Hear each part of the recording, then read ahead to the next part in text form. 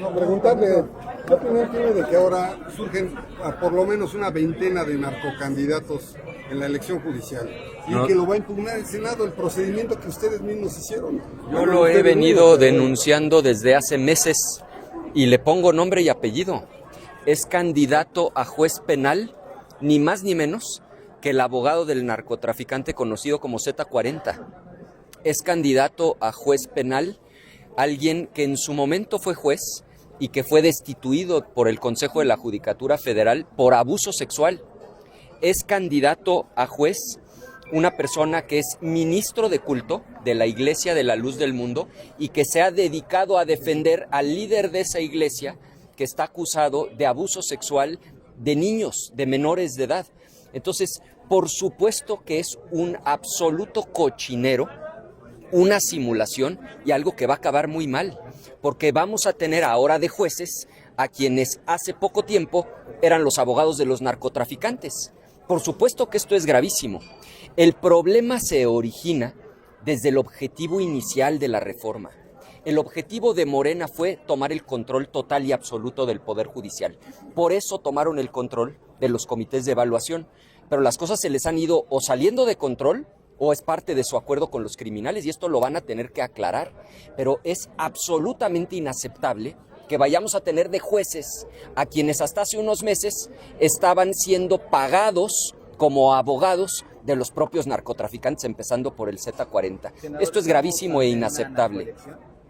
Bueno, por supuesto que en cierta medida estamos ante una narcoelección, porque el hecho de que tengamos como candidatos a personas que están directamente vinculadas con el crimen organizado y con narcotraficantes, por supuesto que nos pone en esa condición. Pero ¿cómo queda el Senado que va a impugnar ahora la decisión que ellos mismos tomaron? ¿No está haciendo el ridículo Noroña que tiene la representación?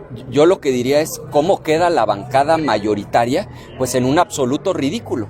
Porque ellos provocaron el problema y ahora resulta que ellos son los que vienen a denunciar que hay abogados de narcotraficantes compitiendo para jueces. Pues si ellos mismos generaron este problema, por supuesto que lo que están haciendo es un completo ridículo. Pero más allá del ridículo, le van a causar un daño brutal al país.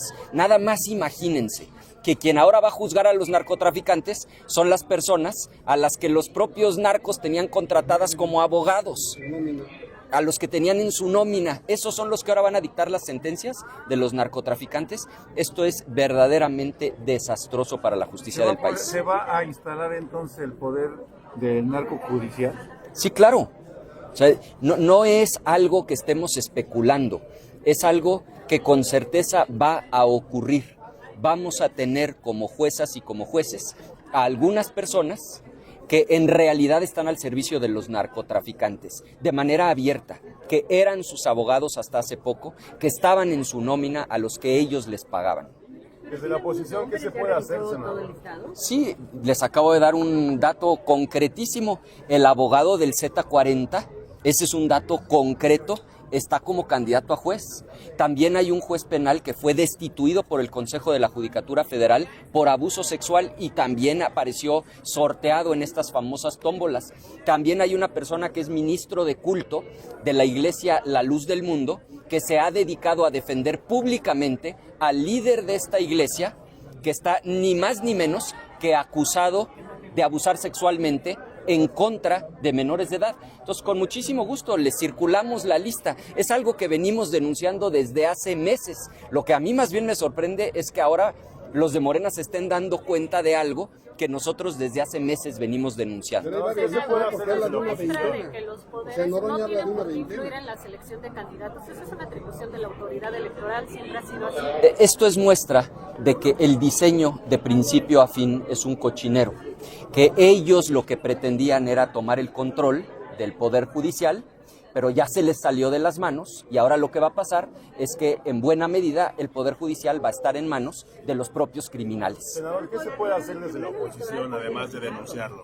Bueno, ¿qué le corresponde hacer a la oposición? Denunciarlo, y por eso lo hemos venido denunciando desde hace meses. Aquí el problema es que estos señores tienen el control de los comités de evaluación, ellos escogieron qué personas pasaban a la tómbola y luego ellos se encargaron con sus tómbolas fraudulentas de definir los integrantes de estas listas. Ahora tienen que asumir su responsabilidad. Y lo grave, dirán ustedes, bueno, los ciudadanos sabrán discernir.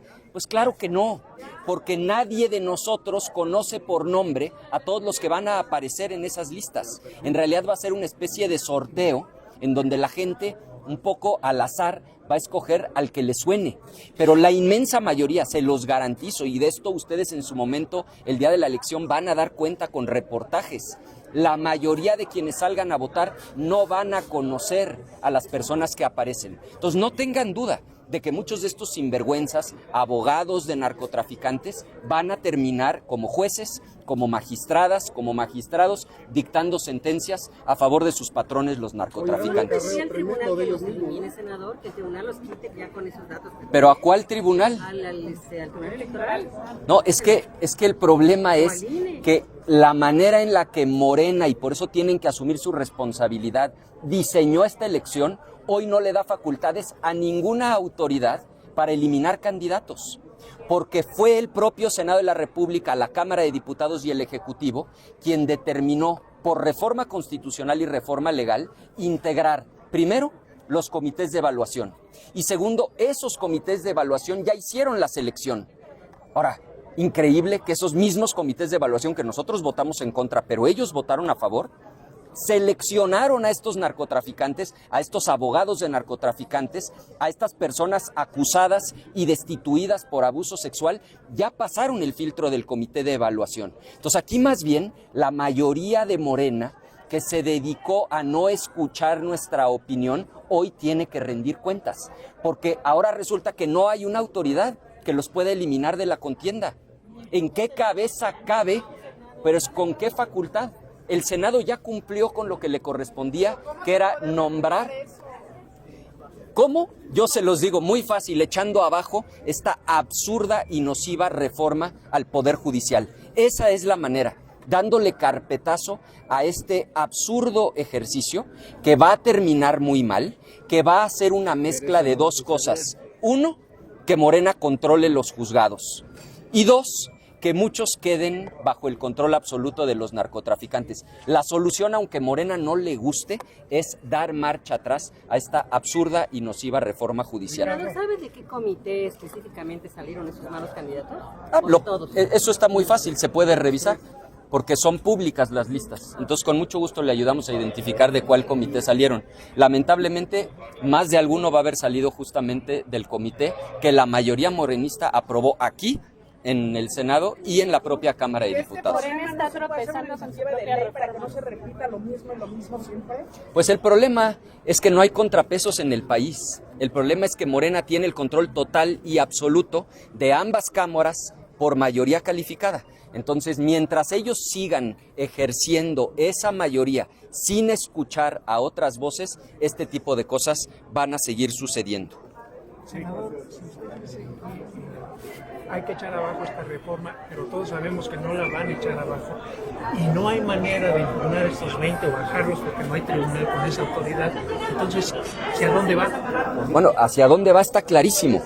Va hacia dos lugares: a que la inmensa mayoría de los jueces, magistrados y ministros van a estar controlados por Morena, y otro tramo va a estar directamente controlado por los criminales, es decir, quien era abogado hasta hace unas semanas de los narcotraficantes, quien los defendía a ellos, ¿a poco ustedes esperarían que dicte sentencias objetivas y en contra de sus expatrones los narcos? Entonces, ¿en qué va a acabar el asunto? En eso, en que entre Morena y el crimen organizado van a tener el control del Poder Judicial. En eso va a terminar, lamentablemente. Ricardo, ¿qué opinión tienes de la decisión que tomó la presidenta de no viajar a Roma al funeral del Papa? Pues miren, nosotros somos respetuosos de su decisión. Al final, el Papa, además de un líder religioso, es un jefe de Estado. En la mayoría de los países son los propios jefes y jefas de Estado quienes van a hacer estos viajes. En el caso de México, la Presidencia de la República tiene las dos responsabilidades, jefa de Estado y jefa de gobierno. Entonces, lo que se hubiera esperado es que, como lo están haciendo la mayoría de las naciones, fuera ella como jefa de Estado quien acudiera. Si Acción Nacional gobernara, pues esa sería nuestra sugerencia, pero pues al final ella tiene todo el derecho de no acudir a los funerales del Papa. Senador. Lo que sucede es que él es el jefe del Estado Vaticano, entonces normalmente cuando muere un jefe de Estado, y lo van a ver, por supuesto que la República Francesa también es una república laica y la mayoría de las, inclusive monarquías europeas, son absolutamente laicas, y lo que ustedes van a ver en la mayoría de los casos, Argentina, hombre, el propio presidente de Argentina, lo que van a ver, Lula es un presidente de izquierda y ha anunciado que acudirá a estos funerales. Entonces, la normalidad en el mundo sí indicaría que ella hubiera acudido. Senador, sobre el tema del delegado del IMSS que tuvieron ayer y lo soltaron con una arma. Sí, este asunto suena delicadísimo y lo que nosotros exigimos es que haya una investigación a fondo. No puede ser que a una persona la detengan con un arma y con 3 millones de pesos en efectivo y que simple y sencillamente nos digan que fue liberada porque no se encontró que hubiera cometido delito alguno. Cualquier persona que sea detenida con 3 millones de pesos en efectivo tendría que explicar cuál es con puntualidad el origen de esos recursos, por qué estaba en posesión de un arma de fuego sin permiso, y lo más probable es que esas conductas estén tipificadas como delito. Entonces, a nosotros lo que nos parece es que aquí hay un encubrimiento que solo podría ser explicable por la complicidad. Entonces, exigimos una investigación a fondo y que se deslinden responsabilidades. El propio Seguro Social ya salió a deslindarlo, o sea, salió de... Pues que eso es inaceptable. ¿Cómo puede ser que una persona con un arma de fuego, con 3 millones de pesos en efectivo, resulte que después de ser detenida la liberan? Nosotros exigimos que se abra una carpeta de investigación, que se investigue a fondo y que se transparente ante la opinión pública de dónde venían esos quién le entregó 3 millones de pesos en efectivo, y no basta con su palabra, pues después que vayan y busquen a la persona que supuestamente se los entregó, es decir, que se haga una investigación seria. ¿Y ese señor de las ligas del IMSS o qué? Pues seguramente. Y si no, que los policías que los detuvieron también los pongan a juicio. No, pero aquí lo que no es absolutamente inaceptable es que una persona que fue detenida con esas cantidades de dinero y con un arma de fuego, simplemente la liberen sin haber dado explicación alguna. Tienen que abrir una carpeta de investigación y le tienen que explicar a la opinión pública de dónde salieron esos millones de pesos que le fueron encontrados en efectivo. Senador, ¿qué se definió en la Junta de Coordinación con la comparecencia de Harfuch? Sí, se definió que en principio, no es oficial, él estaría compareciendo el próximo martes, y que el mismo martes, después de su comparecencia, se pondría a consideración del Pleno el documento que se conoce como Estrategia Nacional de Seguridad. Entonces, nosotros estaremos atentos a que se formalice en una convocatoria y, por supuesto, que acudiremos para tener un diálogo sobre el contenido de ese documento, y una vez que hayamos hecho el análisis del documento y que hayamos tenido el diálogo, entonces podremos tener una definición sobre el sentido de nuestro voto. Hemos nosotros exigido repetidamente que se cumpla con lo que dice el 76 de la Constitución, que dice claramente que previo a que el Pleno vote la estrategia, debe comparecer el titular de la Secretaría del ramo. Entonces, esto se estaría cumpliendo en caso de que efectivamente se cumpla con esto que se anunció hoy en la mañana, de que él comparezca el próximo lunes. ¿Y sería privada? ¿Copo o en comisiones? Lo que se ha dicho de manera extraoficial, pero hasta que no haya un documento por escrito no lo podemos dar por hecho, lo estarían convocando a la Comisión de Seguridad Pública, y se estaría invitando también a los integrantes de la Junta de Coordinación Política. ¿Sería abierto?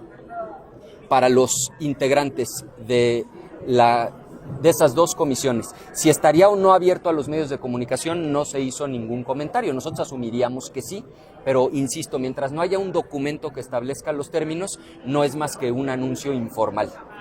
Gracias. Conocer tu opinión. Se han difundido en redes sociales videos de líderes de grupos criminales en Tamaulipas que están haciendo campaña para votar por jueces, magistrados y ministros. El senador Noroña decía que se presenten las denuncias. Es que miren, Yo entiendo que para ellos es la oposición negándose a lo que ellos presumen sería la democratización del Poder Judicial. Pero yo les hago una pregunta muy sencilla. ¿Por qué en todo el mundo solamente existe un país, que es Bolivia, que ha hecho esta locura de seleccionar jueces con comités a modo, tómbolas y después en listas predeterminadas en elecciones supuestamente democráticas? O sea, ¿no habrá alguna razón por la cual ningún otro país del mundo lo hace? Y la razón es esa, porque lo que hicieron fue abrir la puerta para que en una primera etapa los narcotraficantes mandaran a su propia gente como candidatas y candidatos, lo cual ya estamos viendo. Le pongo nombre y apellido. El abogado del Z40 es candidato a juez en materia penal. Y segundo, a que durante el proceso electoral se organice el crimen organizado para financiar particularmente a los jueces en materia penal, que son los que dictan sus sentencias. Entonces, lo que Morena tiene que hacer es muy sencillo, es detener esta locura, dar marcha atrás a la reforma al Poder Judicial. Presentar una denuncia aquí y otra denuncia allá no va a resolver el problema. La única solución de fondo es dar marcha atrás a la reforma al Poder Judicial.